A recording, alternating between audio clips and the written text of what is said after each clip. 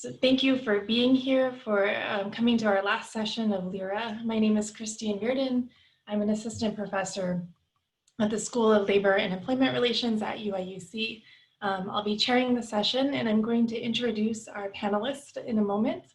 But by way of introduction for this session, the session was really motivated by the importance of union member relationship building. And we know this has been an important topic post-Janus, but also more generally as unions are seeking new strategies for representation and as we continue to experience political and social change.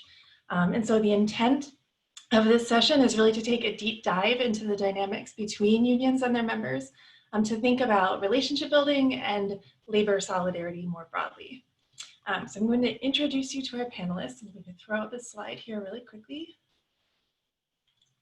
Just as a reminder, our panelists are not going through their presentations at this time so that we can have more time for discussion. Their presentations were pre-recorded. You can find them at the URL on the slide. John sent it over chat. It's also up on our virtual conference platform.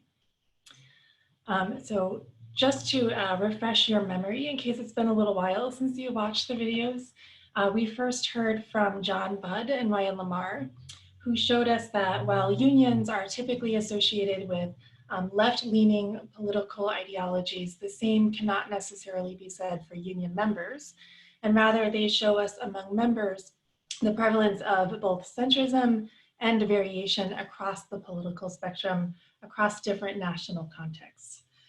We then heard from Andrew Keyes, who presented work done with his colleagues Zachary Russell and Jack Fiorito, who showed us that members' satisfaction or experience with their unions is not only associated with union success in meeting material needs, which evidence of which we have had for some time, but also with their prosocial behaviors aimed at advancing societal well-being. We then heard from Maite, Tapia, Christian Ibsen and colleagues who took us to the GM UAW strikes of last year, where they examined the conditions under which traditional or standard workers go on strike in solidarity with temporary workers. And here again, they showed us the importance of material factors like financial hardship and of values, things like liberal identification, in determining that relationship. They also took a look at the flip side, looking at conditions of solidarity of temporary workers with traditional workers, and arrived at a different set of findings. And finally, we heard from Will Kimball, who presented us with evidence that different occupational groups vary in the types of voice issues that they prioritize and in their preferences for the form that union representation takes. And he suggests that factors like professional values and norms can help us unpack some of those differences. So to start us off in our discussion of these presentations, we're first going to hear from Barbara Bird from the University of Oregon.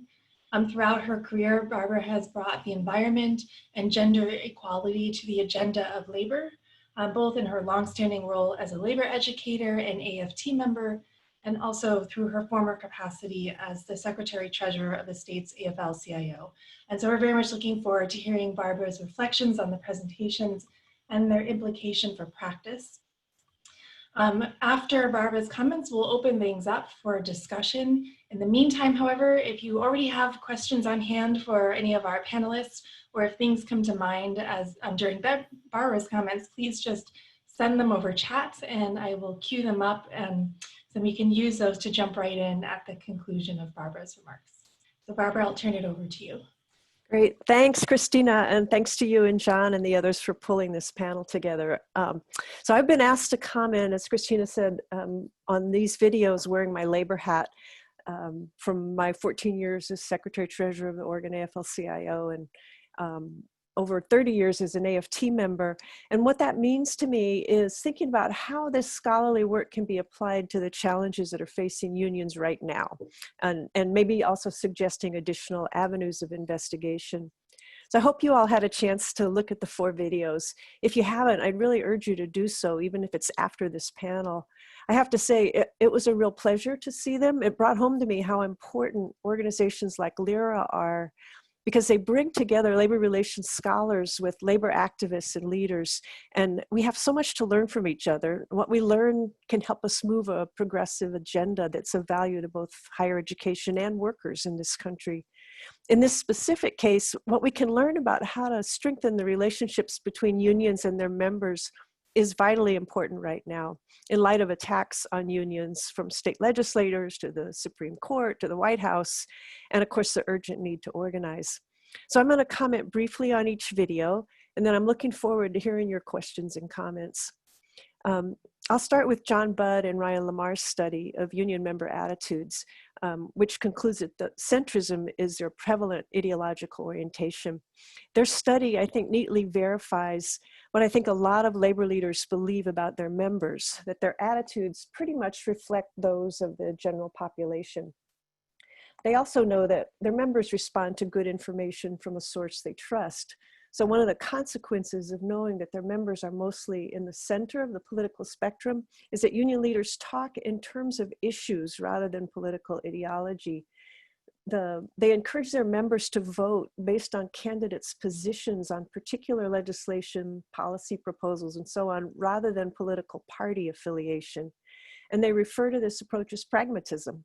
There's a big difference, I think, between the US labor movement and those in countries with their own political party. So maybe there's a question about class consciousness here.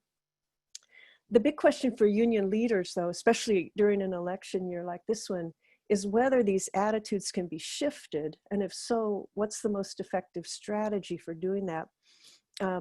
We know, for example, that from post-election polling in 2016, that in unions dominated by white men, 30 to 40% of members voted for Trump. We also know that overall, our members in more heavily unionized states were 5 to 10% more likely to vote for Clinton than the general population. And we like to think that's because of workplace education and communication we did with our members leading up to election day, and maybe also the peer pressure that occurs in workplaces and the union hall. All this leads me to wish for more study of this important issue.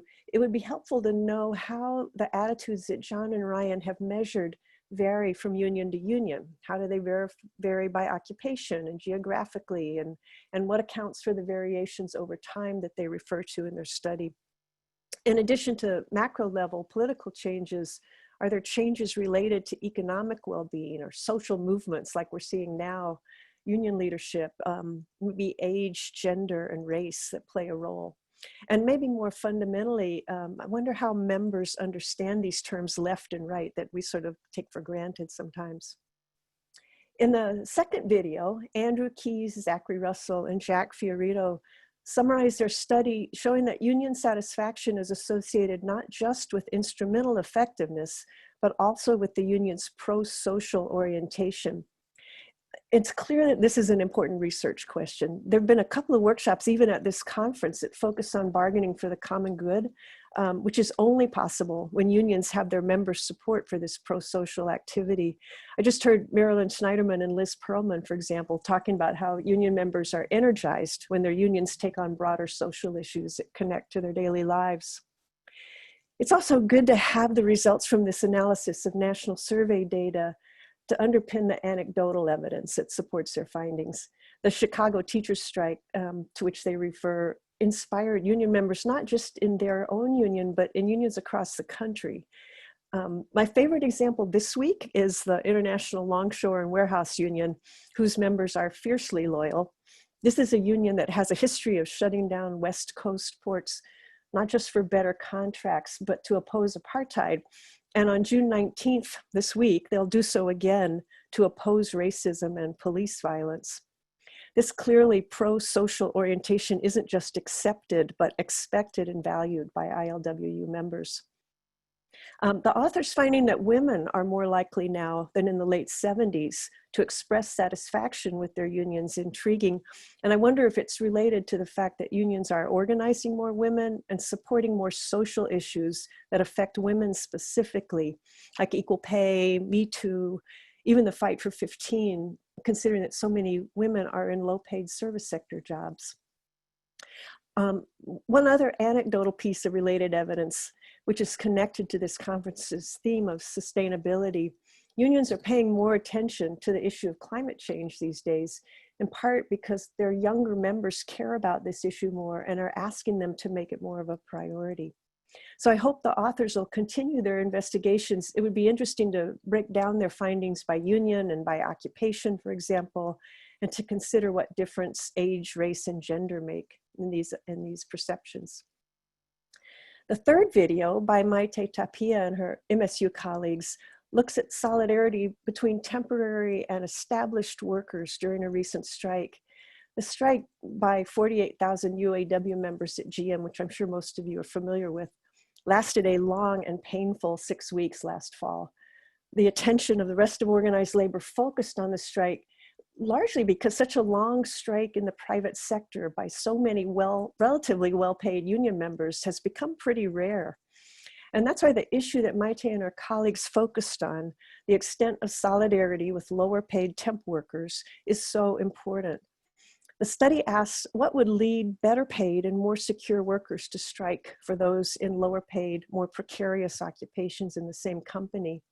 And maybe not surprisingly, the researchers found that workers experiencing financial hardship and those with liberal values were more likely to express solidarity with temp workers. Those with longer tenure in the workplace were less likely to express that solidarity. Their research question has important implications for unions during this time of declining density, when employers are using tiered systems to play workers off against each other. So understanding what brings workers together in such situations is crucial. We know, for example, that domestic auto manufacturing continues to experience global pressure and that non-union plants continue to open in the US outside of the industrial heartland. The use of temp workers in these non-union plants is a common strategy to keep labor costs low. Attempts to organize these plants and many other workplaces will depend in part on overcoming divisions within the workplace and building cross-tier solidarity. It'd be interesting to know more. What are the demographics of traditional and non-traditional and temp workers, and what role do demographic factors like race and age play in building solidarity? How do workers themselves understand the situation, their support or lack of support for temp workers? Are the longer-term traditional workers persuadable? Perhaps these questions are best answered via in-depth interviews. At any rate, this is a fascinating first step in understanding how solidarity functions in an industrial setting and in sparking discussion about how it can be intentionally encouraged. The fourth video is that of Will Kimball, who looks at attitudes toward worker voice and labor representation using an occupational lens. And the questions that Will is asking are important. His focus on professional and service workers especially is timely, since, as he points out, workers in these occupations are more likely to be interested in unionization and are likely to be targets of union organizing campaigns. As he also points out, however, unions have long faced challenges in organizing professional workers, in part because their views on meritocracy and the reluctance to engage in traditional union pressure tactics can be barriers. The findings are interesting. The professional workers overall seem less motivated by union bargaining for benefits like job training. That makes sense, that they value the kind of representation that focuses more on the occupation than on the employer. Also jives with what we know about the popularity of professional associations among these workers. That they dislike strikes and other direct action too is predictable. But this makes me curious about what does motivate strikes among these occupations when they do occur. And I think about nurses in particular lately. It might be useful to narrow the occupational categories that are used in the study. As I understood the video, the professional category includes legal and healthcare professions and research scientists. Healthcare in particular encompasses a wide array of professional workers, many of whose interests diverge not only from service and technical workers, but from each other. I hope will continue this analysis and share more information about the important questions he's raised. So I'll stop now. I want to thank all the authors for sharing their work and for the other studies they've recommended to me to read, and for their solidarity with organized labor. And I'm looking forward to the discussion. Thanks. Great, thank you, Barbara, for setting us up. Maybe before we open it up, do any of the panelists want to offer any thoughts or reactions to Barbara's remarks?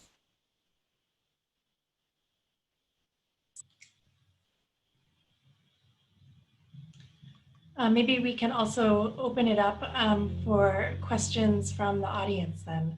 As I mentioned before, you can send them over chat. You can also use the raise your hand feature if you click on the participants tab at the bottom of your Zoom screen. And I can queue you up if you have a question, you'd rather just vocalize it to the group. I'll start out with a question, kind of building off of some of Barbara's remarks. One thing I noticed about these different studies is that there is, when you take them all together, we do see some contradictions. And we see kind of movement and support for social unionism, as Andrew mentioned in his video. But then we also see preferences that suggest distaste for the strategies and tactics we typically think of as associated with those models. That was up to the point that Will raised, and Andrew's points also about business unionism, distaste for strikes or political action. And so there is this kind of these two trends happening at the same time. I think John and Ryan in their presentation touched upon this idea at the end, just that we have such variation. And so like, what are the implications for solidarity and building solidarity and focusing on particular strategies and actions? But I'm just wondering what the panelists think about these two very divergent trends that we saw when we look across all of the studies, related to Barbara's point about being intentional about building solidarity.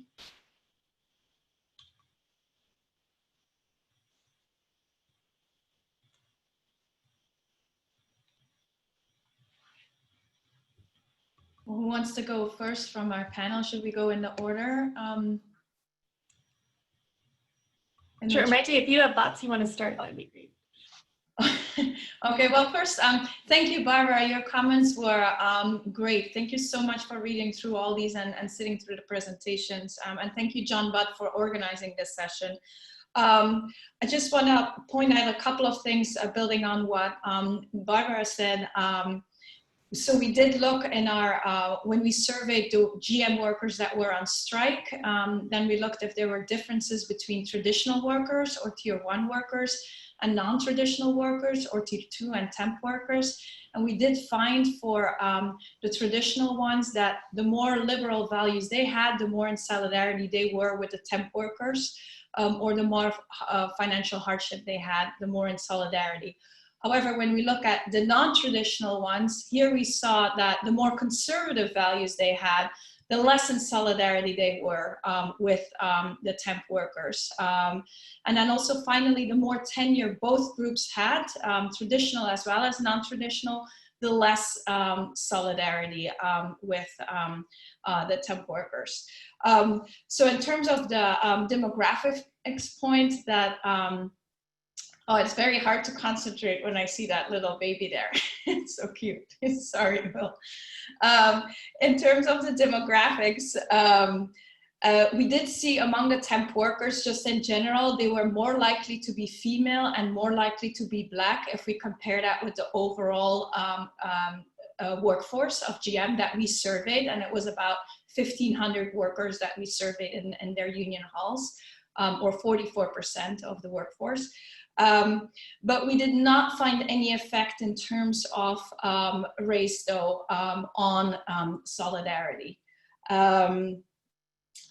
And then in terms of the preferences, in terms of distaste for strike or their preferences in terms of the union, we did a follow-up survey to then actually see whether that solidarity during the strike, how that translates now as they voted for the ratification. So did they vote yes or no? And interestingly, one of the locals had a majority vote of yes and the other one a majority vote of no. And so we're still analyzing that and wanting to do now follow-up interviews to really get into the logics of how do you build solidarity, as is a very important question that Barbara points out, and to what extent that actually gets pushed through when you then actually need to vote. Do you still think of the temp workers, or are you now okay with the ratification as is, given what you get in terms of your wages or what you get in terms of healthcare premiums and so forth?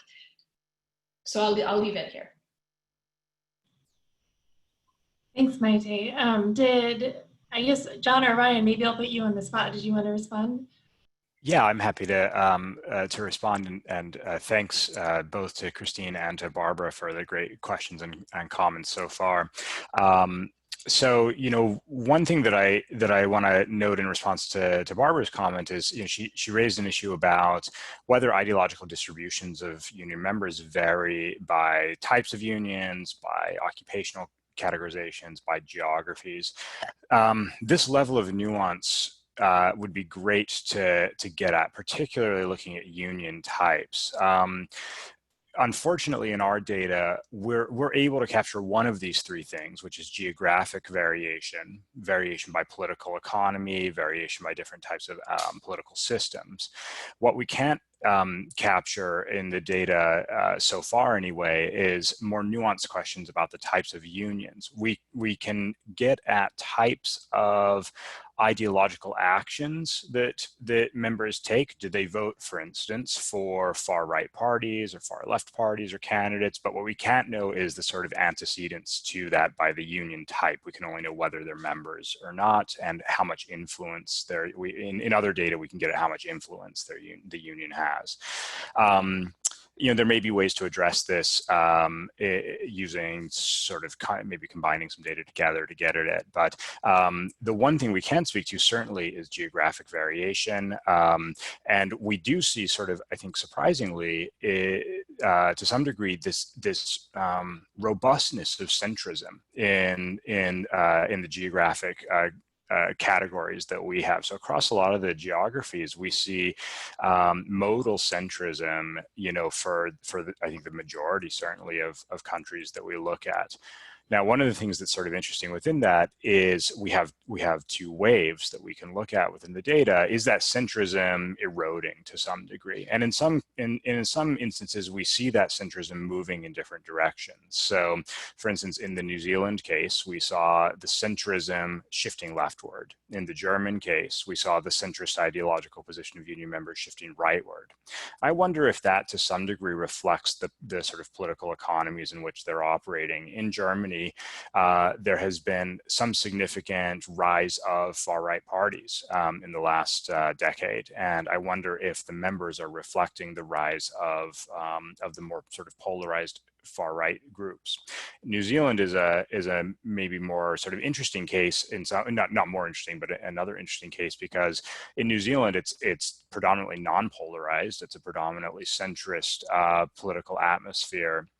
And you don't really see a lot of leftward sort of behavior or far right or far left behavior in New Zealand. So the leftward shift of the members is certainly not evolving from elite cues, I think, from the parties themselves. Oh yeah, thanks, John. There's an example of these shifts that we see.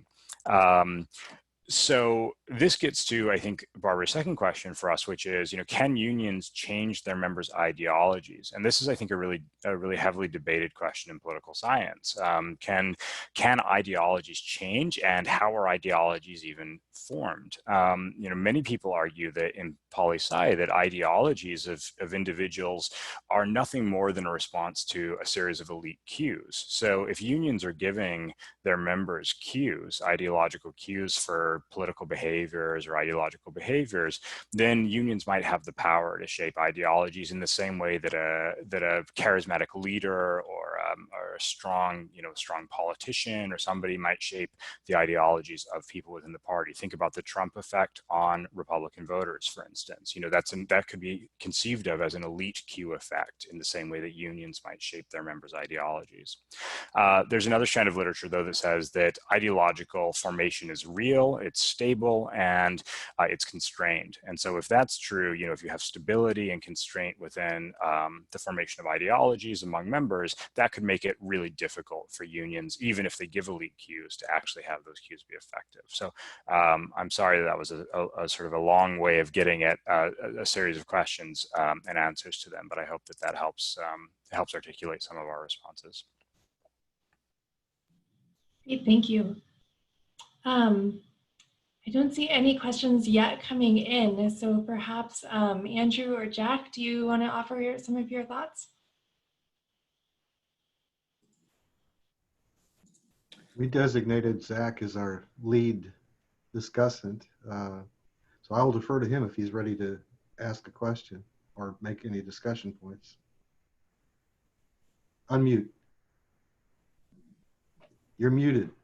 There.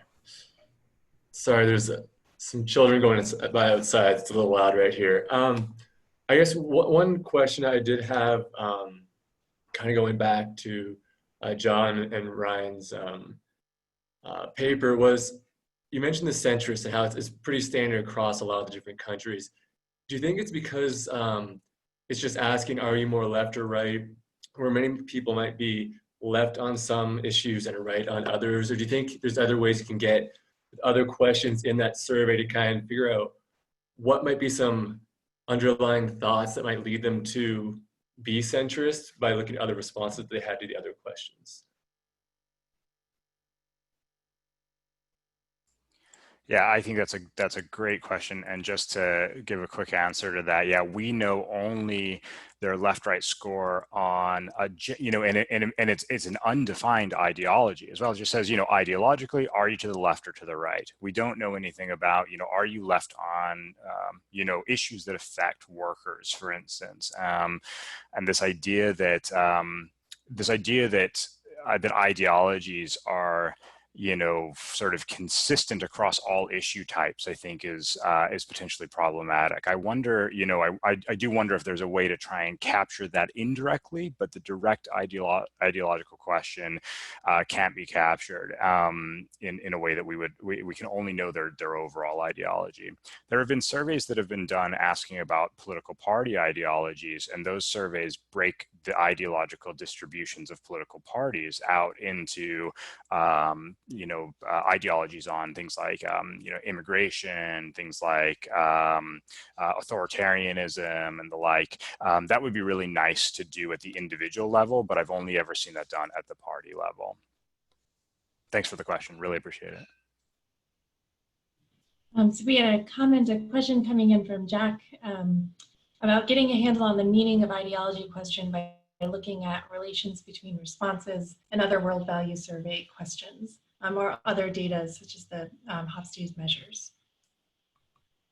I thought Christine was asking you guys to answer questions on your own paper, not just feed us questions. I find this very helpful. Thank you for the questions. I think this is a great point, Jack. Yeah, I think that the richness of the world values survey is not to me is probably not in the labor centrism of it, but in the sort of variety of other questions that you get about individual responses to issues, and then you sort of have a small workplace component, which is, are you a union member, and, maybe other sort of proxies for that. So I agree. I think what we need to do if we want to get more nuanced on this is draw upon other world values survey questions, and maybe also taking complementary data from ESS or ECS or other similar cross-national surveys that ask similar questions. The question on political ideology is asked in almost any country level political survey. And so I think there's a lot that can be done to try and match that series of questions onto measures that we want. So yeah, I really appreciate the question. I want to emphasize I wasn't trying to give you guys a bad time. I like I like your paper. I think you got the best graphics of anybody in the videos, no doubt. If I could just jump in though too, and typically when we think of like Hofstade's values and culture, I think that we're doing it more at a national level, and we're seeing pretty consistent sort of centrist as well as significant in both tails across very diverse countries. And so, I think we'll probably be looking more to get at, can we look at individual variation within countries, across occupations or other types of things, and sort of focus our explanatory efforts in that direction rather than thinking at these national level variables.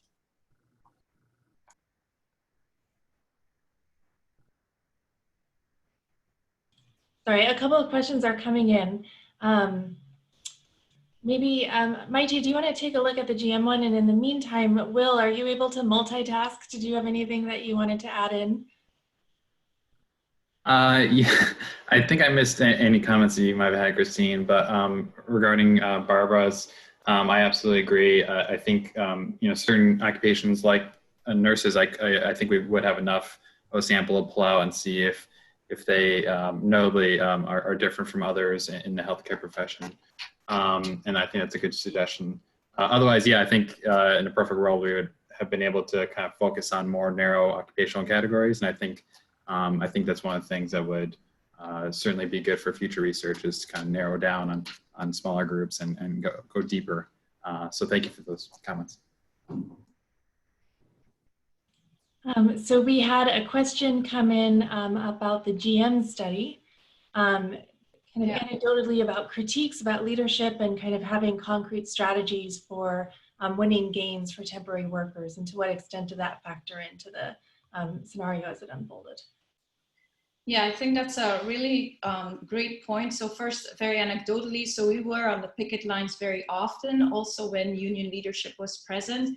And a lot of the conversations indeed from the leaders were about the temporary workers and the need of solidarity for them.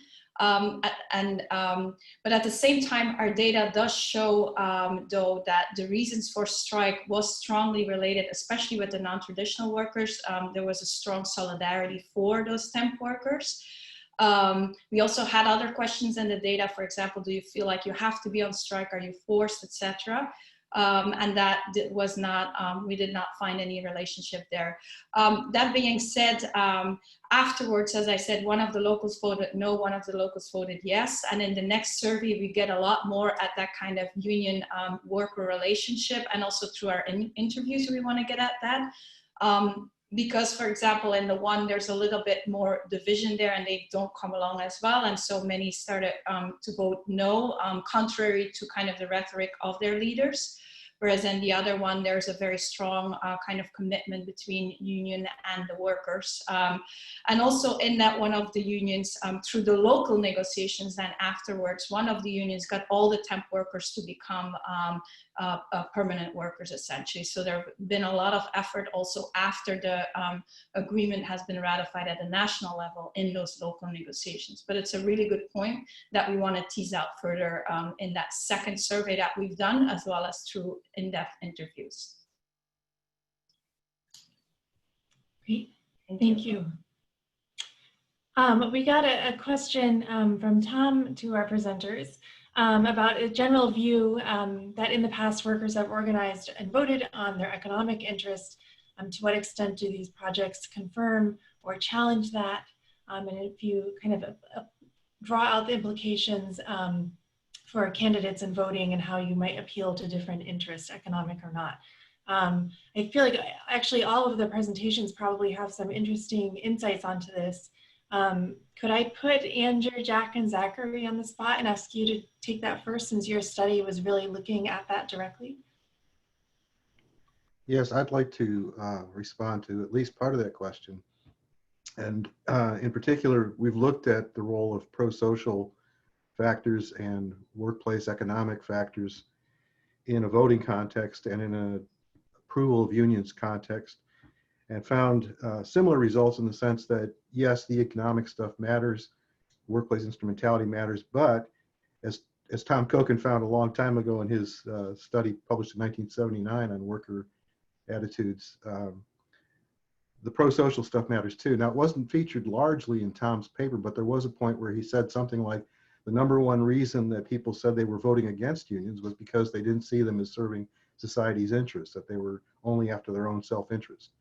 And that characterization of unions has been around a long time, but I think the prosocial influence has been around a long time as well. It just hasn't been appreciated as much, and maybe it's becoming more important. Maybe it's grown in importance over time.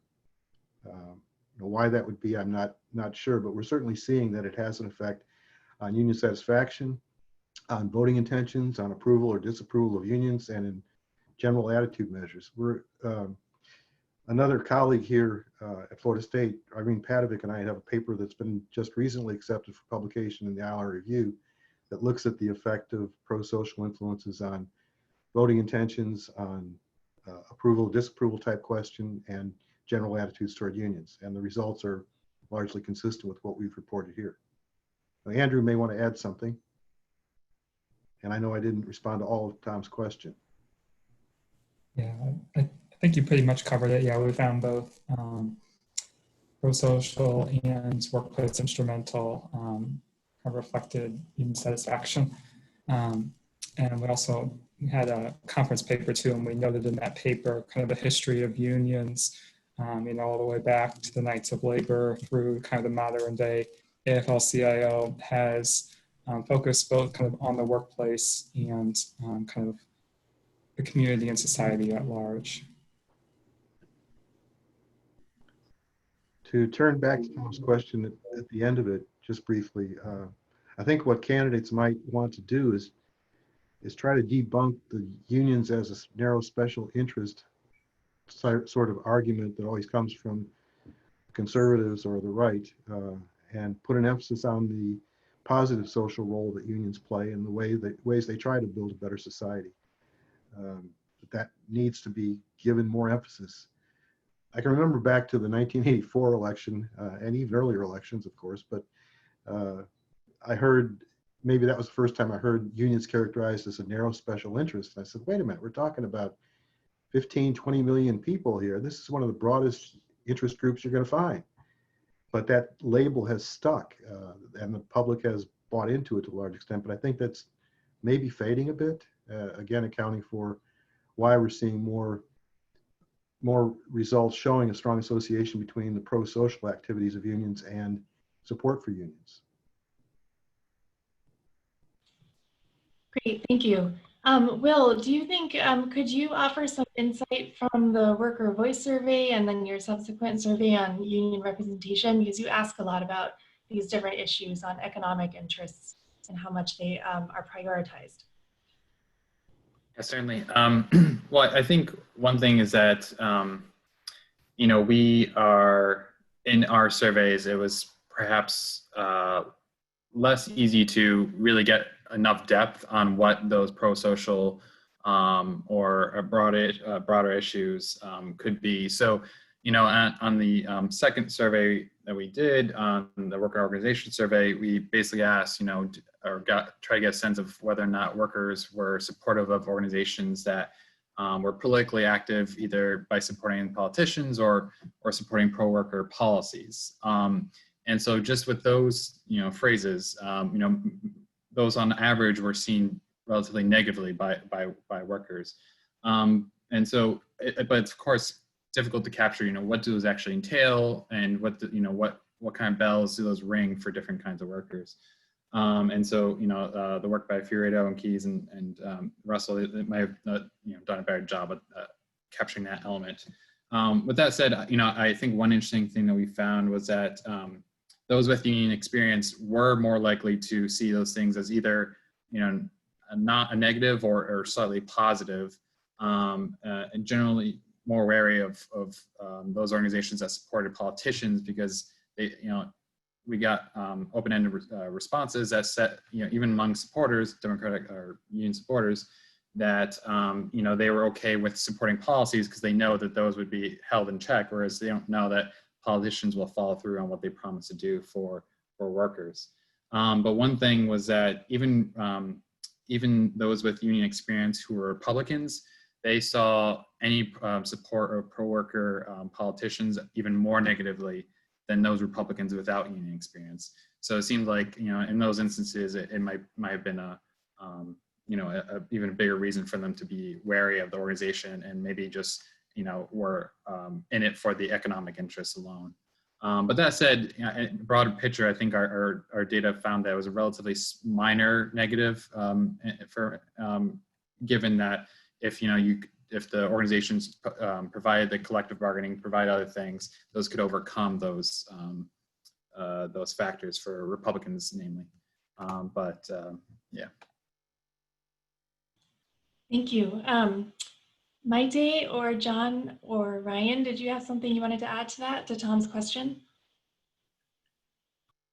I just chatted it in the interest of time. Sorry, I didn't chat it. I'll be very brief. I can only speak to what we've done in our survey, and our survey of UAW GM workers does show that that there is the solidarity, but when there is that financial hardship, so people who feel that financial hardship, so these economic interests are similar, then they vote for others with these similar interests. And that being said, we're also now drafting a paper on kind of strike typologies and differences across unions. And for example, one of the important comments that I keep on remembering is when, for example, the teachers unions or the vice president of the teachers union, when she talks about the GM strike, she would say, why didn't GM workers in Flint ask for the pipes to be fixed? And to me, that was kind of like a very important point, that what we see in the GM work, and again, this is, we need to do more work on it, but so far it's a lot in there, that it was a lot around bread and butter issues, and not in a kind of more social movement style unionism, as some of the work of Andrew and Jack and Zach have shown. Great, thank you. Tom has been raised his hand. Tom, do you want to comment? Just to demonstrate I know how to use the technology. So nice to see everyone. And I missed just the beginning of this for something else, but it's a comment. And I think this is collectively what you are doing is really important work. And I have a thought. It's going to be even more important over the next 6 months to try to understand what's happening with at least in the American context, the American workforce, the American voters, and American unions. And if some of you or any individual could somehow collect a panel together to capture attitudes and views toward a set of issues today, and then go back to them after the election and get them to tell you how they voted, and to see how they were exposed to different campaign strategies, information, intensity, role of their unions is you know, you've got all of the conceptual understanding of these issues, and you've done so much good work with data like this. If somehow a panel like that could be put together now and then tracked after the election. We all have our preferences for how we want it to come out, but it's really important that we understand how these views, which are so pivotal in this particular moment, and probably so subject to change given all of the both economic and healthcare and racial justice issues that are so salient. It's a great time to study this. So that's your next project.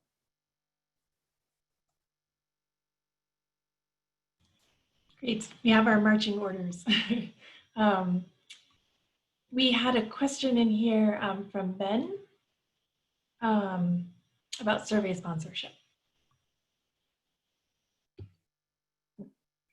Is that to me, Ben? To what extent were the surveys? Yeah, that was for all. I mean, especially the UAW one. I've heard of Will's survey before, which I think was maybe the AFL-CIO was involved, but I would love to hear from all of you. Yeah, I'm just curious about that.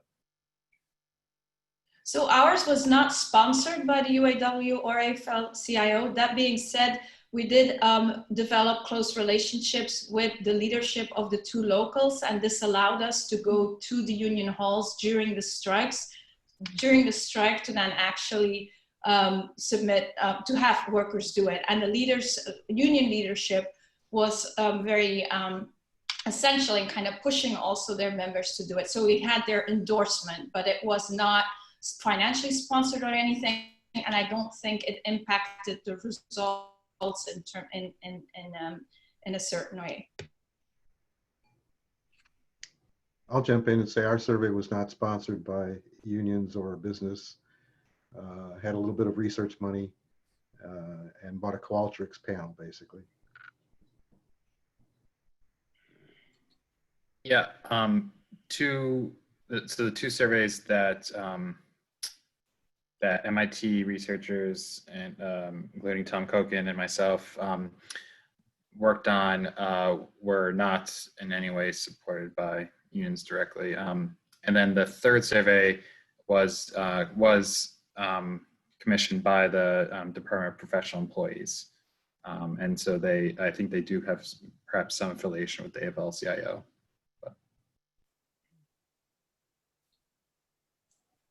And we're using the World Value Survey, which is done by a global team of social scientists. Maybe it's supported by grant money, but yeah, it's not directly tied to unions. Great. Barbara, I'm wondering if I could turn it back to you. And if you have any kind of additional thoughts as we've been listening to comments and to Tom's suggestions about how we think about how these are linked to voting and other kinds of structures of change, what your thoughts have been. Yeah, Tom, I appreciated your comments a lot. Most of us in the labor movement right now are pretty laser focused on November for obvious reasons.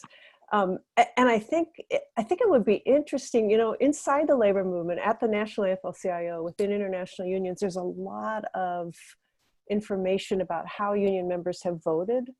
That was true in 2016. I'm sure they will be doing a lot of exit polling this year as well.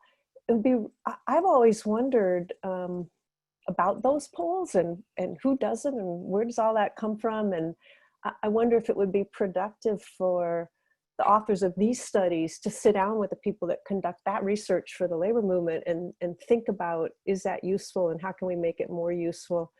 I'm also thinking about, well, for example, John and Ryan's study, I think the last round of data was in 2014, maybe, so before the 2016 election. Am I remembering that right?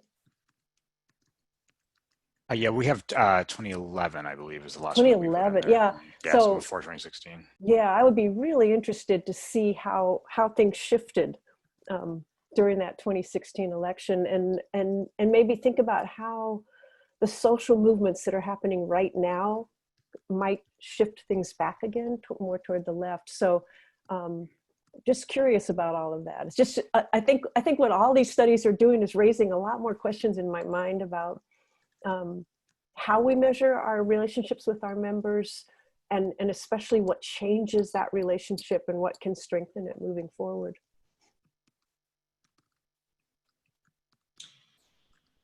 Did we have another question or a hand raised? I had mine up. Okay, go ahead. John Rivette, Michigan State retiree. To Kochen, but to many others. I would really like LIRA to not just worry about the next conference, but think how this is a time where we could have real impact. So I'm reminded of MSU sponsored during the Clinton years some reviews of labor relations law and such. Labor and employment law questions are all really important to real people, real workers. And I would think contacting the Biden campaign to help in late fall and early winter would be really important in a way that LIRA professionals and activists could be very helpful.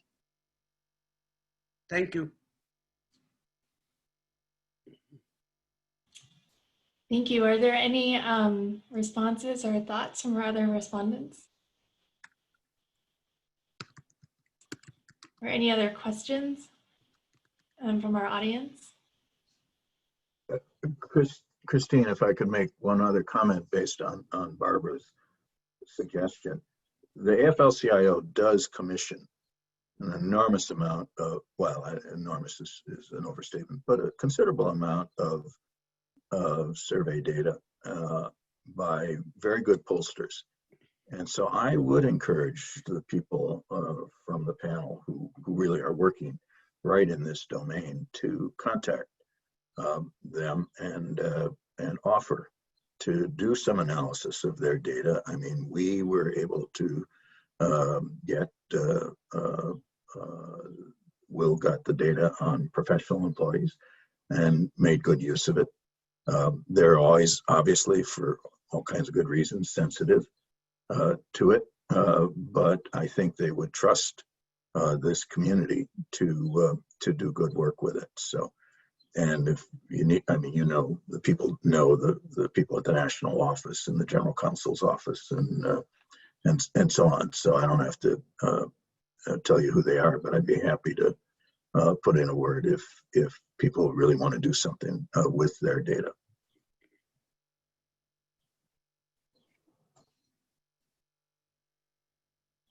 And on the political, Lyra can't take partisan political issues, positions, but certainly I would reinforce the suggestion that people should get involved in this, and not just with the Biden campaign, but at the local levels, at the state levels, and clearly at the national level.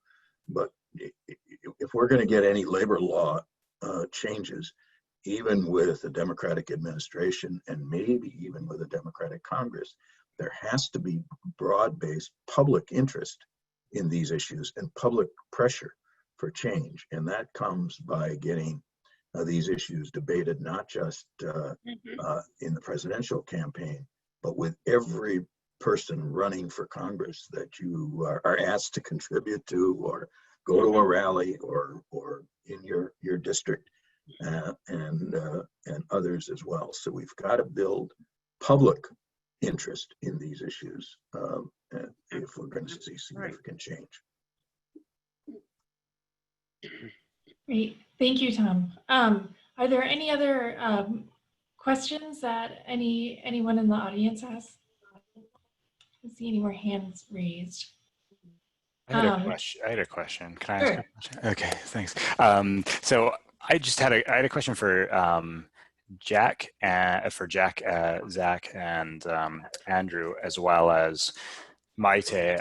When I was watching the videos of your presentations, I found two sort of related points that cut across both of those, which was this sort of interesting effect of conservative political orientations on union satisfaction, and on sort of solidarity and support. So in Maite's case, I think you found actually a non-finding, right, of conservative position. You found a positive finding for being a Democrat, but a non-finding for being conservative Republican, right? And I would have anticipated a negative finding for the conservative identification across all worker types, not just across the non-traditional ones. And similarly with Andrew, Zach, and Jack's work, you actually found, I think, a positive coefficient on satisfaction with the union by conservative political ideology. So I was curious about these two findings, and I was wondering if the story could be maybe something around the sort of expectations that people from a certain ideological predisposition might have toward unions, and then what the unions actually do for those members. I don't know if that would make any sense, but for people who are ideologically conservative, they join a union, they may have a preconceived notion of what a union would be from like Fox News or other sort of media sources, and they join the union and they discover that the union isn't nearly as bad as they imagine. They might not have voted for the union, but they get the membership and then they see the benefits of it. Whereas sort of more left-leaning people that join the union, they may have higher expectations. I don't know if that might explain the sort of positive effect of the sort of political conservatism found in Jack, Andrew, and Zach's paper, and also the non-finding in Maite's paper, but it was just a suggestion that I had, and I wonder if you had any thoughts on from your own reading of your papers on why you would have gotten either the non-effect or the positively significant effect of sort of right ideology.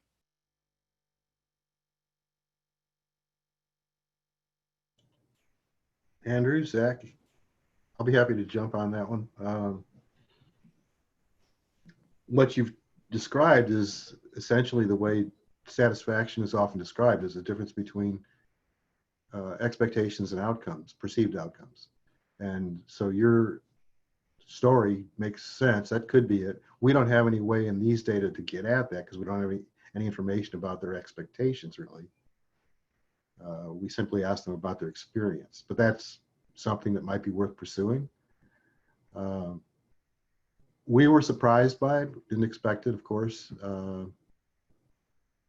We suspect another explanation might be that there has been an emphasis on economic issues, workplace instrumentality, business unionism more generally speaking, and maybe that makes Republicans happy and doesn't do so much for Democrats.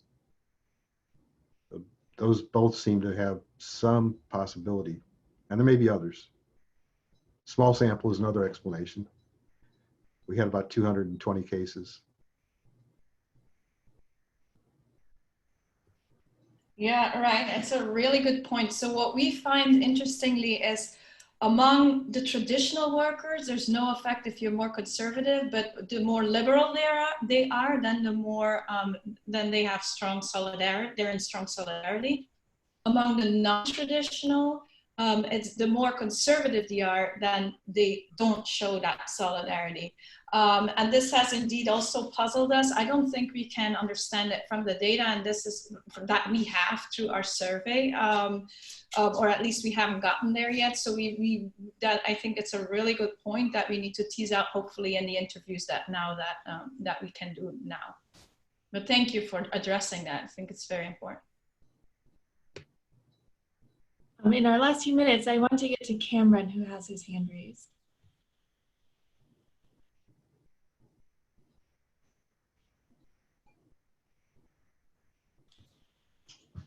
Cameron, are you on? Do you want to unmute yourself? There we go. Okay. I'm Cameron Bennett. I'm an officer of my local union in Nashville with electrical workers, and seeing the 6% union density we're talking about, I'm sure there's a way we can turn that around if we can encourage public opinion in favor of union density. And if you're a member of a union, get involved. If you're not, consider joining if it's available. When you're shopping, look for the union label. Stuff like this can help encourage union participation and increasing the number of union workers so we can increase the union density. Thank you. Great, thank you. That's a great consideration. We have just 3 minutes left, so I thought maybe we could go around to our panelists one last time. We've been talking a lot about practical implications, so if you have one last thought on that, or conversely, if you have one point on a pressing research question that would be worth examining given all of the studies we've talked about today, what that would be. No problem. Maybe we can start with John and Ryan. Do you want to take it, John, or I'm happy to? Sure, you blinked first. Well, so, one thing that I just want to point out with our findings is I think they speak to the moment we're currently in and the tension that we have between union leadership and their members. And I think about the ideological distributions of members and the challenges leaders face in choosing to support that ideological perspective or to push against it. I think that what we haven't done in the paper yet is speak to the present tension that we see right now ongoing with Black Lives Matter and with protests and with police brutality. And I think that that could be a useful sort of avenue through which to think about this tension between unions and their members. And I'd like to exploit that in our thinking, but at the same time, we can't get at union types, so we're not going to be able to directly. So I'd encourage all of us to maybe think about how we can speak to the current moment with our research. Great, thank you. Will?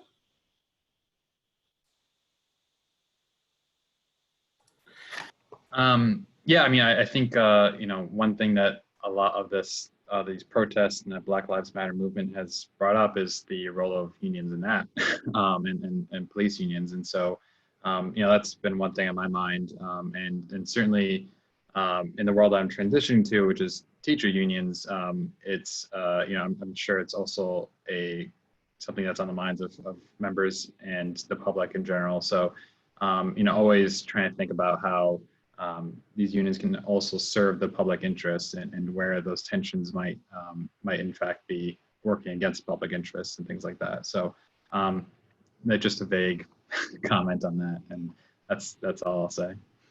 Great, thank you. Maybe we can, if you don't mind sticking around for 2 more minutes. Jack, Zachary, or Andrew, do you have a final concluding thought? Either on research directions or a final thought on practical implications? Do you want to go, Jack? Go ahead. I think one interesting thing that kind of goes back to what Ryan mentioned was the political leaning that people had, and then what was between the difference between expectations and experiences on union. What are some things we can look at there? And really kind of figure out, like, do people have certain expectations that they would never join a union when they're in a right to work state, but then if they actually do join it, then what happens, right? And so really diving deeply into having those conversations with actual union members or people who are before they join and after they join, and looking at their political leaning, I think would be an interesting future direction. Great, thank you. Maite?